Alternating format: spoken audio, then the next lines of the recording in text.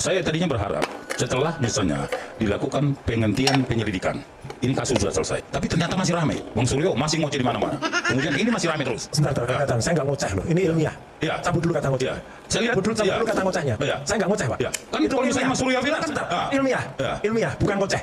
Lain ini hasil riset atau bagaimana? Hasil riset. Saya kira bukan demikian cara SOP dalam menyampaikan hasil riset. Ada dasar-dasarnya, ada standar yang dilakukan. Termasuk akademisi, ada standarnya. Tapi tidak hanya ngoceh. Kalau ngoceh itu burung, Mas. Ya kan? Kalau ngoceh itu burung, jadi bukan ngoceh ya. Saya lanjutkan ya. Kemudian Assalamualaikum warahmatullahi wabarakatuh. Om Swastiastu, Namo Buddhaya, salam kebajikan. Roy Suryo memang kita kenal dengan Raja Ngoceh sahabat ya, dan itu tidak bisa dihilangkan oleh Roy Suryo. Sepertinya memang sudah menjadi tabiatnya. Bahkan kalau kita melihat seluruh diskusi-diskusi yang dilakukan oleh Roy Suryo, pasti dia seperti burung beo yang ngoceh terus, tidak ada henti. Dan bahkan kalaupun orang bicara, dia juga ikut bicara, nyelutup dari samping atau dari depan atau dari belakang. Ya kasarnya kalau kita melihat situasinya, ya burung mulut perempuan, ya seperti perempuan ngoceh terus. Nah ada satu hal yang menarik, karena si Tompel, salah seorang pengacara daripada para pemburu ijazah Jokowi, itu memberi pengakuan yang sangat mengejutkan buat kita. Ternyata dia pernah diusir di DPR RI, dan bahkan apa yang dia sampaikan itu sejalan dengan apa yang dia perjuangkan hari ini tentang bagaimana ijazah Pak Jokowi yang palsu, yang katanya itu sudah pernah disodorkan ke DPR tapi malah diusir.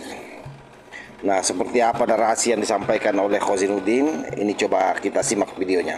Kita ini sebenarnya sedang mendidik ya masyarakat kita, rakyat kita untuk bertindak sebagai orang yang punya narasi kebangsaan, orang yang punya sikap negarawan, yang jujur, tidak ada dusta, tidak membuat narasi yang menuduh, tidak membuat narasi yang menuduh. Sepanjang wakil kita yang namanya DPR itu menjalankan fungsinya. Kasus ijazah palsu ini menjadi panjang juga diantaranya karena lembaga-lembaga negara ini tidak bekerja sesuai dengan fungsinya.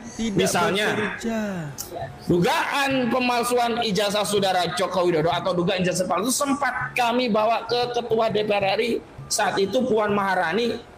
Di sebuah komunikasi publik wawancara menyatakan, ya kalau ada bukti silahkan bawa ke DPR. Begitu kami mau bawa ke DPR, kami malah diusir oleh Pamdal.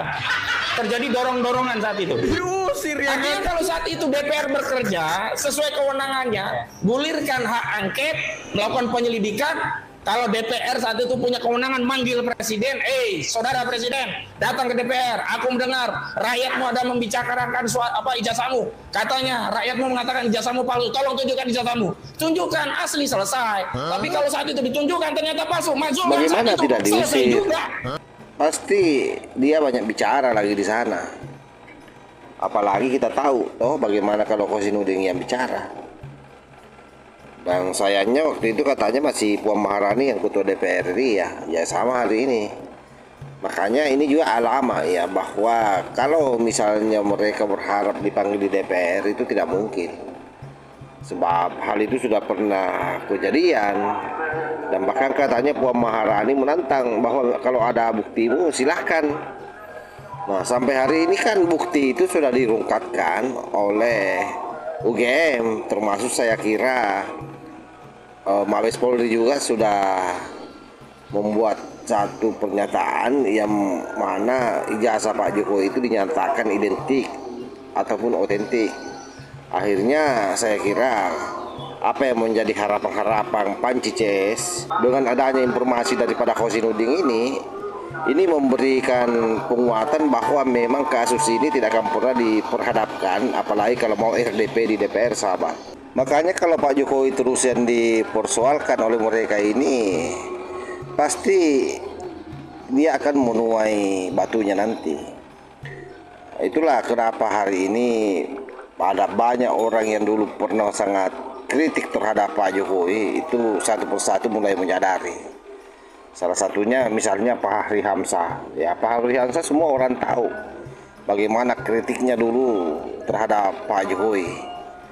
Tetapi beliau kritik itu betul-betul menggunakan logika, menggunakan pikiran. Karena yang dikritisi itu programnya Pak Jokowi, bukan hal yang sifatnya pribadi yang ada pada diri Pak Jokowi. Dan hari ini itu Pak Fahri Hamzah betul-betul mengakui bagaimana kehebatan Pak Jokowi. Dan apa yang dilakukan oleh Pak Jokowi itu adalah kekuatannya. Dan kekuatannya itu masih ada. Saya pernah debat sama orang di luar negeri ya. Karena saya bernuansa bahwa Pak Jokowi itu seolah-olah nggak suka baca, terus nggak suka pidato gitu kan. Terus dia bilang gini sama saya, Fahri, coba kamu pikir ya, bagaimana ada orang menang 2 kali di pilkada. Saya bilang, kota 2 kali, lalu dia menang di gubernur, di ibu kota, ya. Lalu kemudian menang 2 kali sebagai presiden. Terus kamu anggap dia orang biasa. Come on, dia bilang. Coba pikir ulang. Saya terpana dengan pikiran itu. Jadi kita ini kan kadang-kadang senang dengan yang hura-hura, yang wah begitu ya. Tapi kita tidak sadar bahwa orang tuh punya kekuatan. Dan apa yang dilakukan oleh Pak Jokowi itu adalah kekuatannya. Dan kekuatannya itu masih ada. Apalagi umur beliau itu masih lebih muda dari Pak Prabowo. Dia juga punya kekuatan. Karena itulah kita membangun satu mekanisme agar dia berfungsi dan bermanfaat bagi bangsa ini. Ya makanya kenapa Pak Fahri Hamzah hari ini kemudian menuai hasilnya dia menjadi wamen ya, wakil menteri di masa Pak Prabowo ini. Karena sekali lagi dia sudah menyadari apa yang selama ini dia sampaikan ke media sosial terkait soal Pak Jokowi, itu betul-betul dia sadari bahwa ini kebodohan kalau kita memusuhi Pak Jokowi. Makanya kemudian dia merefleksi itu semua dan ya dia dapat. Nah beda dengan Panci nih, orang yang sudah pernah jadi menteri akhirnya menjadi pesakitan. Sampai hari ini ya dia tuai sendiri kan, menjadi gelandangan politik kemana-mana, hanya bicara soal keburukan Pak Jokowi. Dan kita lihat dalam jangka panjang ini kan kita masih hidup semua kan, kita akan lihat ke depan seperti apa nasib mereka semua ini sahabat. Saya kira demikian ya, mudah-mudahan ada hikmahnya.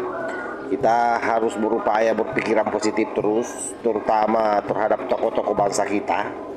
Orang-orang yang punya jasa terhadap negara ini ya harus tetap ditempatkan pada porsinya, jangan sampai kemudian kita menjadi orang-orang yang laknat.